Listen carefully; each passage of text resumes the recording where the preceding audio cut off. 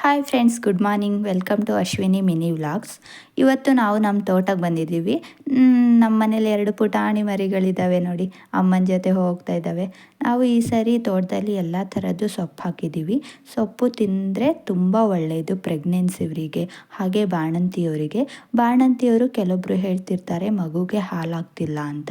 ಅವರು ಸಬ್ಬರಿಗೆ ಸೊಪ್ಪನ್ನ ತಿಂದರೆ ತುಂಬ ಒಳ್ಳೆಯದು, ಅದರಿಂದ ತುಂಬ ಹಾಲು ಹೆಚ್ಚಾಗತ್ತೆ, ಮಗುಗೆ ತುಂಬ ಒಳ್ಳೆಯದು. ಹಾಗೆ ಅಮ್ಮ ಇವತ್ತು ಸೊಪ್ಪೆಲ್ಲ ಕೀಳ್ತಾ ಇದ್ದಾರೆ.